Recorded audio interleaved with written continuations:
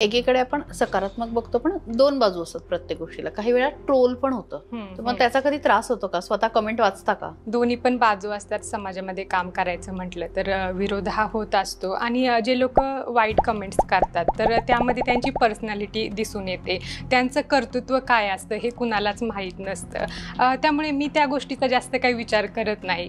त्यांच्यावर झालेले संस्कार त्या कॉमेंट्समध्ये दिसून येतात. ताई, मी थोडंसं डीप या विषयावर यासाठी जाऊ इच्छिते की एखादी कमेंट अशी असते ना की ती खरंच मनाला लागते आणि महिला म्हणून आपण संवेदनशील पण असतो, पण जेव्हा आपल्या महिला असण्यावरती एखादी कमेंट येते आणि खूप चीप लेवलची असते, मग काय म्हणजे त्यातनं तुम्ही कशा बाहेर पडता? कारण खूप मुलींना हा अनुभव येतो आणि त्या बघतायत की तुम्ही कसं उत्तर देताय. ह्या गोष्टींचा इम्पॅक्ट ऍक्च्युली माझ्यावरती आणि माझ्या कामावरती मी होऊन देत नाही. डेफिनेटली थोडं वाईट वाटतं, परंतु मी त्या गोष्टीचा जास्त विचार करत नाही आणि जास्त विचार केला नाही तर डोक्यामध्ये काही त्या व्यक्तींबद्दल म्हणजे काय जाणवत नाही असं. आणि कार्य करायला एक वेगळा उत्साह असल्यामुळे मी वाईट गोष्टींकडे थोडं दुर्लक्ष करते.